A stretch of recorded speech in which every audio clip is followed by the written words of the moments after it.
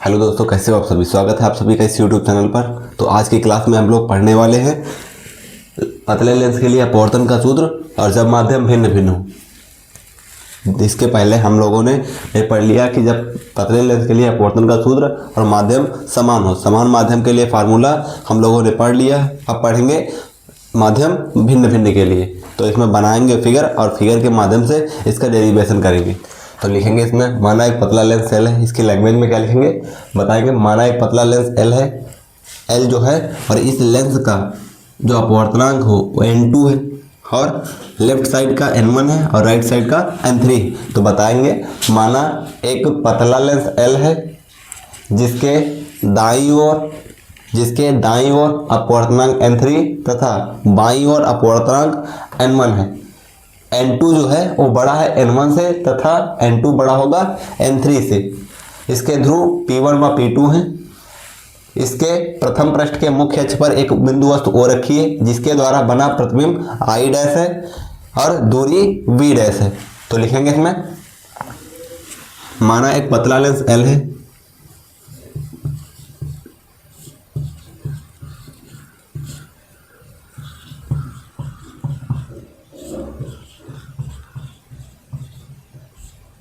L है जिसका अपवर्तनांक n2 है, जिसका अपवर्तनांक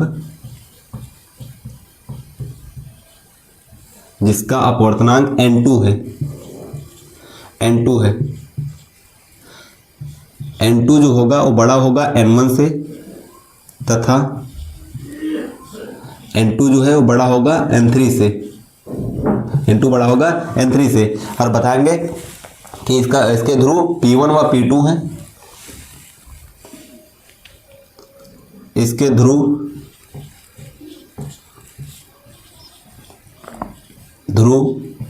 P1 व P2 हैं,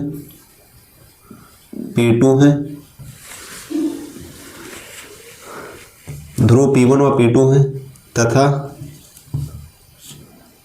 प्रथम पृष्ठ के मुख्य अक्ष पर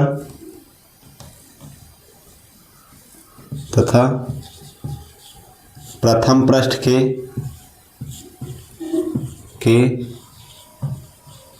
मुख्य अक्ष पर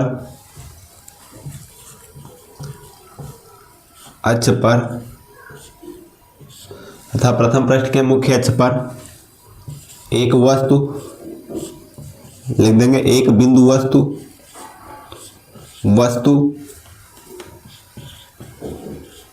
ओ रखी है जिसके द्वारा बना प्रतिबिंब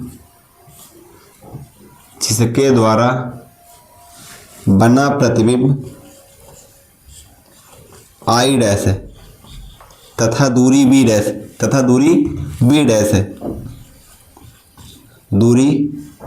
डैश है। फिर लिखेंगे प्रथम पृष्ठ पर अपवर्तन के सूत्र से। तो अपवर्तन का सूत्र हम लोग पढ़ चुके हैं, क्या है, n/b माइनस 1/u बराबर n-1/r। फिर क्या लिखेंगे, फिर लिखेंगे प्रथम पृष्ठ पर अपवर्तन के सूत्र से। प्रथम पृष्ठ पर अपवर्तन के सूत्र से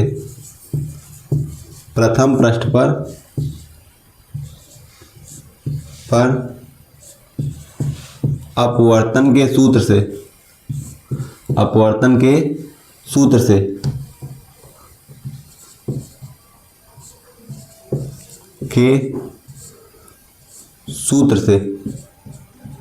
प्रथम पृष्ठ पर अपवर्तन के सूत्र से क्या होगा अपवर्तन का सूत्र, तो होता n/v माइनस 1/u बराबर n-1/r।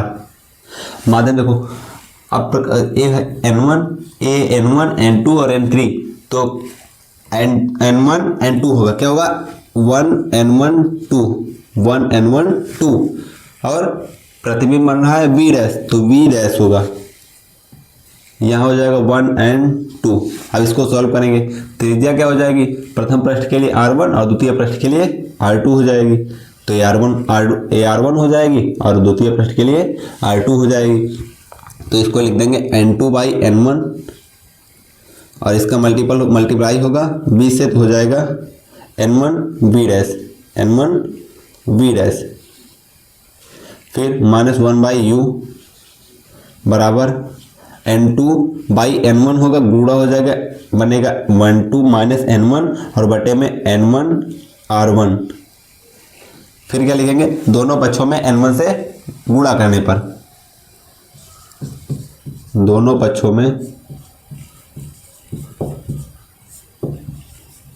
में N1 से गुणा करने पर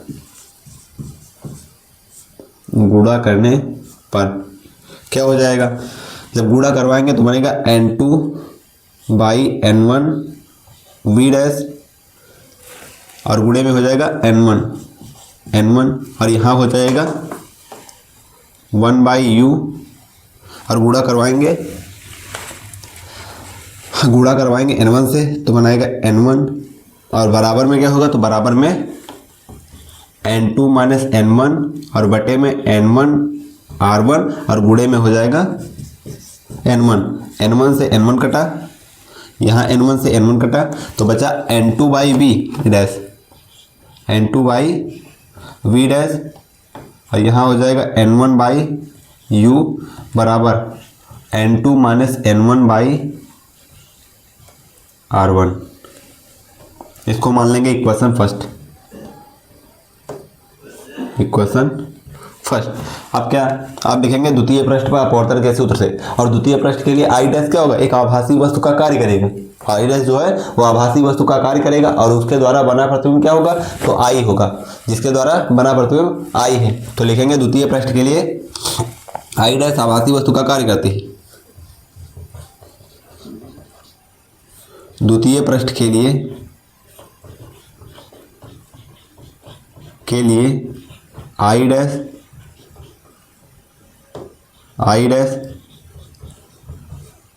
आभासी वस्तु का कार्य करती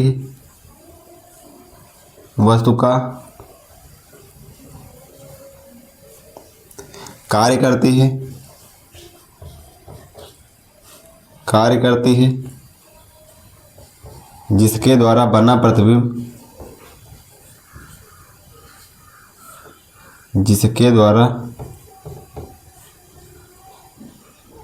प्रतिबिंब आई है तथा दूरी भी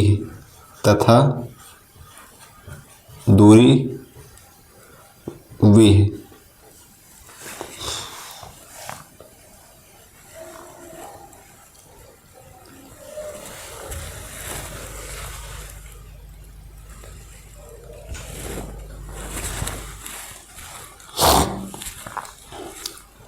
तो फिर लिखेंगे द्वितीय पृष्ठ पर अपवर्तन के सूत्र से, द्वितीय पृष्ठ पर अपवर्तन के सूत्र से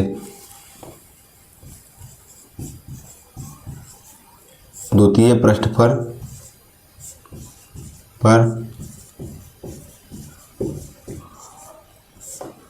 अपवर्तन के सूत्र से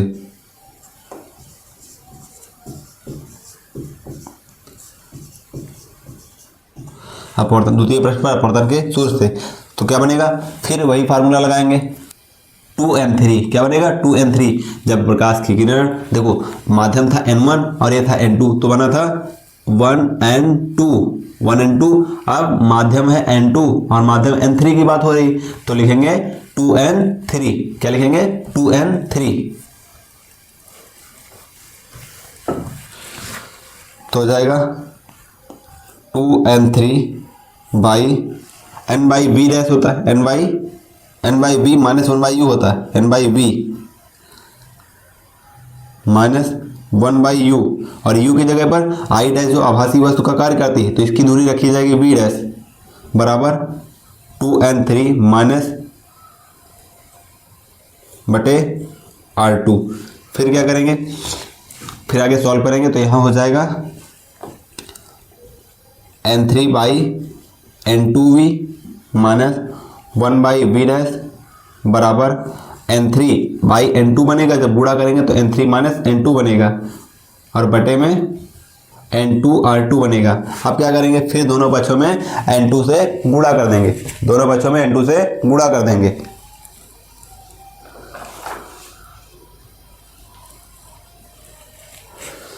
तो तो आगे फिर दोनों पक्षों में n2 से गुणा करेंगे, लिख देंगे दोनों पक्षों में n2 से गुणा करने पर,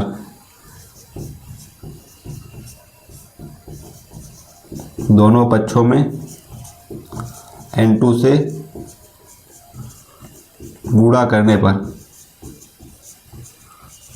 दोनों पक्षों में n2 से गुणा करने पर, और जब गुणा करेंगे तब क्या बनेगा, तो हो जाएगा n3/n2v, और गुणे में हो जाएगा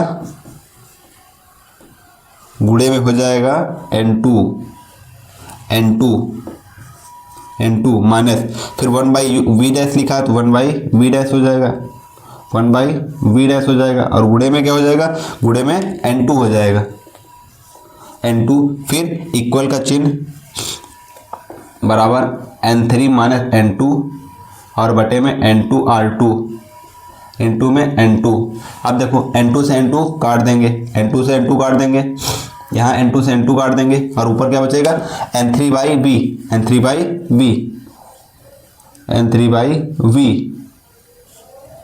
माइनस n2/v डैश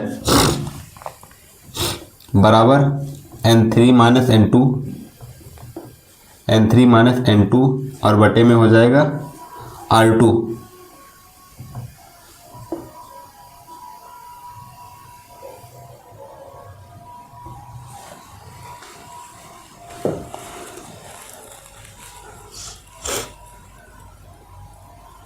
फिर इसको मान लेंगे इक्वेशन सेकंड, इसको इक्वेशन सेकंड मान लेंगे और दोनों समीकरणों को ऐड कर देंगे, समीकरण 1 और समीकरण 2 को जोड़ने पर, समीकरण 1 और समीकरण 2 को जोड़ने पर इन दोनों समीकरणों को जोड़ेंगे। तो फिर क्या करेंगे, दोनों को जोड़ेंगे, जब दोनों समीकरणों को जोड़ेंगे लिख देंगे समीकरण 1 प्लस समीकरण 2, समीकरण 2, दोनों को जोड़ेंगे, जब जोड़ेंगे तब क्या बनेगा, लेफ्ट साइड का हिस्सा लेफ्ट साइड में जोड़ेंगे तो बनेगा n2/v डैश माइनस 1 बाई, यहाँ बनेगा n1/u और plus n3/v minus n2/v dash बराबर राइट साइड का हिस्सा राइट साइड में जोड़ेंगे n2 माइनस n1 और बटे में r1 plus n3 minus n2 और बटे में r2। अब क्या करेंगे, लिखेंगे n, देखो जो कट रहा है उसको काट दो, a कट रहा है इसको काट देंगे, फिर क्या करेंगे, लिख देंगे n3 जो है n3 जो है वो बराबर है किसके, n1 के, n3 बराबर है n1 के, n3 जो है बराबर है n1 के, n3 जो है n1 के बराबर है, तो जहाँ जहाँ n3 वहाँ रख देंगे n1, तो यहाँ क्या हो जाएगा, n1 हो जाएगा, ये हो जाएगा बनेगा जब n1/u माइनस का, और यहाँ पर रखेंगे n3 की जगह पर n1 तो बनेगा n1/v, और इधर क्या बनेगा, n3 की जगह पर जब n1 रखेंगे ये लिखा n2 माइनस n1 और बटे में r1, n3 की जगह पर जब n1 रखेंगे तो बनेगा ए प्लस है प्लस लगाएंगे, और n3 की जगह पर n1 माइनस n2 और बटे में r2। अब ध्यान से देखेंगे यहाँ पर देखो n1 लिखा है माइनस का n2 लिखा है, यहाँ n2 लिखा माइनस का n1 लिखा, तो यहाँ से हम माइनस कॉमन ले लेंगे, जब माइनस कॉमन लेंगे तब बनेगा n2 माइनस का n1, तो यहाँ लिख देंगे माइनस कॉमन लेकर के n2 माइनस का n1, माइनस कॉमन ले लिए n2 माइनस का n1 हो जाएगा। अब ऊपर देखेंगे कि n2 माइनस n1 दोनों जगह से कॉमन मिल रहा है तो उसको बाहर निकाल लेंगे, और यहाँ हो जाएगा, इसको पहले लिख लेंगे इसको बाद में लिख देंगे, तो क्या बन जाएगा n1/v माइनस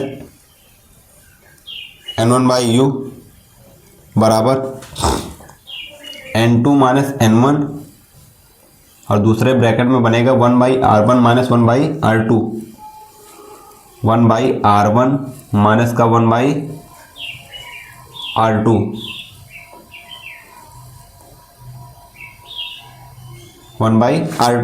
आप देखेंगे यहाँ से हम n1 कॉमन लेंगे, जब n1 कॉमन लेंगे तब क्या बनेगा, जब n1 कॉमन लेंगे तो बनेगा n2/n1 माइनस का n1 और बटे में n1, तो n1 जब कॉमन लेंगे तो यहाँ देखो यहाँ बन जाएगा 1/v माइनस का 1/u बराबर, यहाँ से n1 जब कॉमन लेंगे तब यहाँ बचेगा n2/n1 माइनस का n1 और बटे में n1 ये बचेगा। और दूसरे ब्रैकेट में क्या बचेगा, दूसरे ब्रैकेट में लिखा है 1/r1 माइनस 1/r2, तो इसमें यही बचेगा 1/r1 माइनस का 1/r2। फिर n1 से n1 कट जाएगा और लिख देंगे n2/n1 जो बराबर है n2/n1, n1 जो है वो बराबर है 1 के, किसके 1 के बराबर है। तो इसका मान जब n2/n1 किसके बराबर होगा, n के बराबर होगा, इसकी जगह पर n रखेंगे और n1 से n1 कट जाएगा तो क्या बचेगा,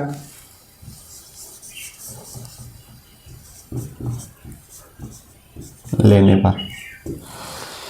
तो आगे सॉल्व करेंगे तो देखो यहाँ हो जाएगा 1/v माइनस का 1/u बराबर क्या हो जाएगा, इसकी जगह पर n और माइनस का 1 बचेगा और दूसरे ब्रैकेट में 1/r1 माइनस 1/r2 बचेगा, 1/r2 बचेगा।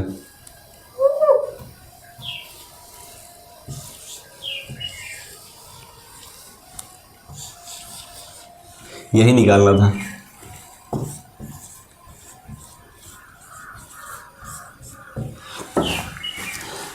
तो यही जब माध्यम भिन्न भिन्न हो तब के लिए यही फार्मूला है, और जब माध्यम समान हो तब के लिए फार्मूला यही है ना।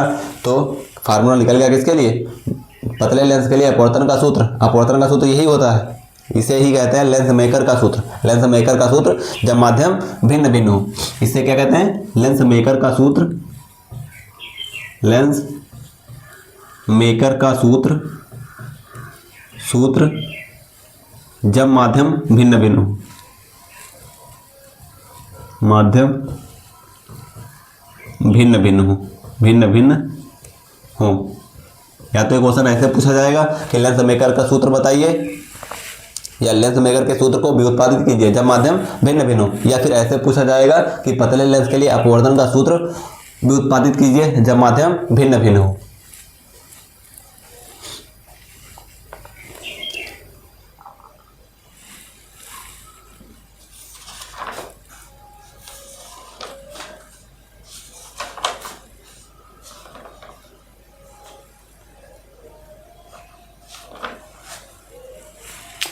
तो आज के लिए बस इतना ही, मिलते हैं फिर नेक्स्ट क्लास में, और नेक्स्ट क्लास में हम लोग पढ़ेंगे नेक्स्ट चैप्टर।